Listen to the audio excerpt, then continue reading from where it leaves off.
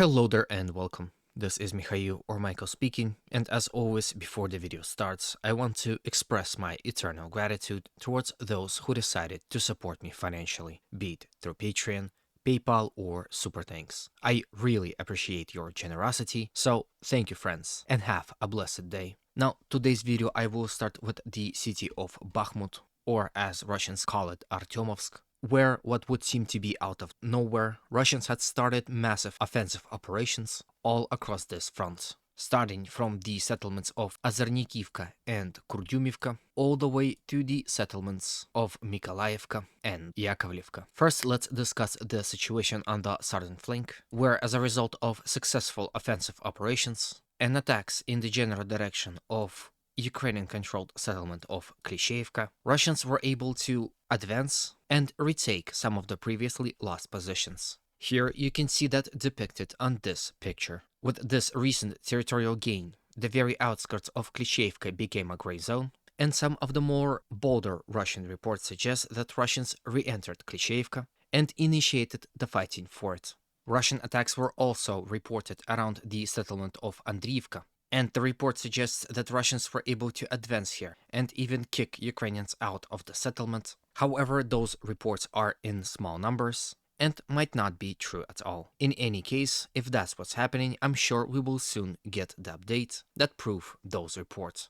On the northern flank, Russians attacked from the settlement of Birchivka and Yagodne, as well as in the direction of Orekhovo-Vasiliivka and Alan E40 highway. Those Russian attacks were met with fierce Ukrainian resistance and counterattacks. And at the time of recording, despite Russians continuously attacking on this front, there are no territorial changes to report. While Russians went on this massive offensive here on this front, they also underwent massive artillery preparation, as they heavily bombarded cities and towns deep in the Ukrainian rear in attempt to disrupt their logistics and rotation systems. Here you can see that happening on the video. Don't forget, oddly, Russians become very active in the winter, so I believe we can expect more offensive operations coming from them very soon. From here, let's quickly visit the Kupiansk front, where Russians were able to improve their overall situation by gaining more control along this rail line and forest lines along them. Here you can see this territorial change depicted on the picture on your screen.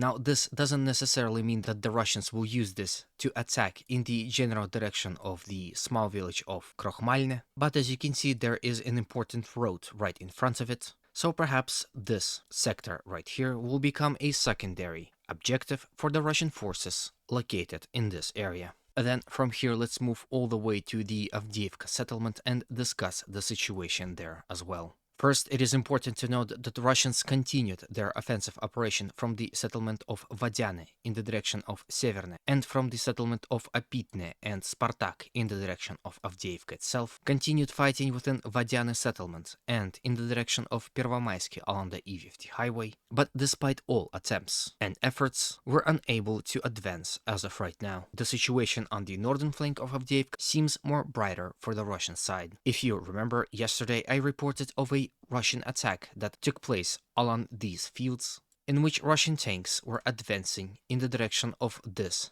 area here, and in the general direction of the railroad here. At the time of recording, I did not know of the results of that attack, however, now we do. As a result of this attack, Russians were able to advance here in this area and capture this much territory from the Ukrainian side. As you can see, slowly but surely, Russians continue to advance and expanding their zone of control around Krasnogorivka.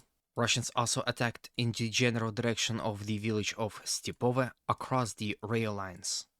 And in the direction of Avdiivsky coke plant, there were some reports that Russians were somewhat successful to the southeast of Stepova, advancing ever slightly, but those reports are still to be confirmed. However, what we surely know is that Russians were able yet again advance near the rail line and capture the tree lines with a portion of the rail line here in this area. It seems that Russians will continue to expand their zone of control all along this rail line, maybe even up to this one as well. So when they capture this entire territory, they can attack with full force, smashing into Ukrainian flank and rear, perhaps even collapsing the entire front. This is what I came up after analyzing Russian movements in this area.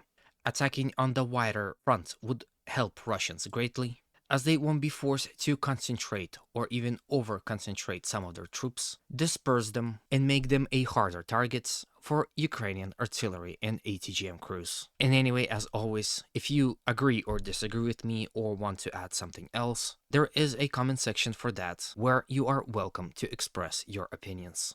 The territorial change that I've just discussed with you was also reflected by a pro-Ukrainian map, so this was the situation of yesterday, and this is the situation of today. As you can see, small territorial changes were recorded near the Avdiivsky coke plant, and a major one was reported here. From here, let's visit Vuglidar sector, where Russian offensive operations also continued into the next day. Russians attacked from the settlement of Mykolskoye in the general direction of this mine and were recorded attacking from the settlement of Pavlivka in the general direction of Vuglidar. However, due to the fact that Russians are forced to advance along the open fields without any cover, these attacks were successfully repelled by the Ukrainian forces. Ukrainian counterattacks, however, were unable to achieve any success, and at the time of recording, Ukrainians were unable to retake any of the previously lost positions. As Russians advance in this area, they are heavily bombarding the settlement of Vuglidar itself. Here you can see the end result of that on your screens. This video is shot from a Ukrainian perspective, from one of the positions outside of the city. From here, let's move to the Velika Novosilka sector, where Russians kept their initiative and continued attacking from the Zavetne Bazhanye in the general direction of Urozhaine and Staromayorsky,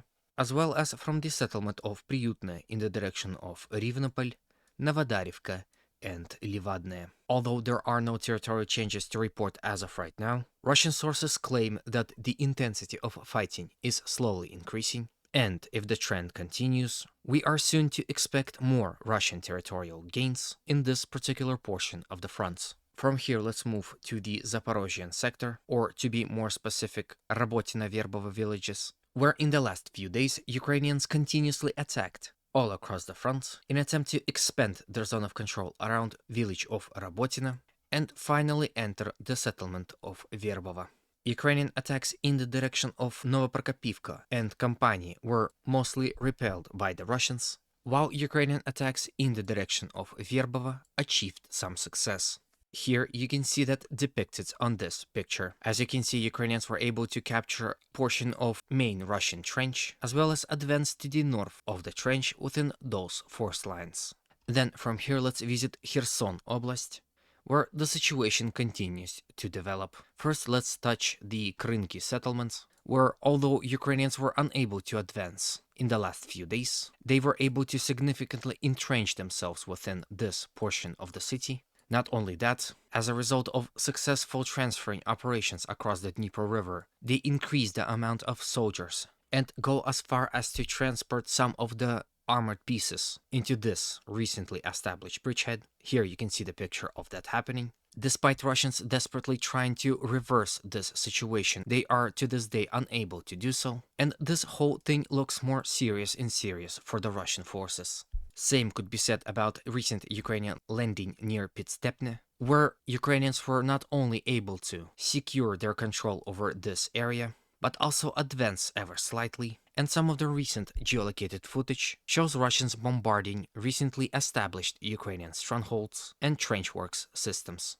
It seems that the coming of rains really helps Ukrainians, as the effectiveness of Russian aviation and drones significantly decreases. It seems that with the winter coming, this portion of the front will become the main target of the Ukrainian attacks. In any way, this is the end of the video. Hopefully it was to your liking and was informative enough. If it was, please consider supporting it with a like, comment, and if you haven't subscribed, a subscription. As you know, these actions not only help promote this video to a wider audience, thus helps this channel's growth, but also supports me emotionally and make my day so much better. Thank you in advance. As always, humanity calls me to condemn all violence against human beings.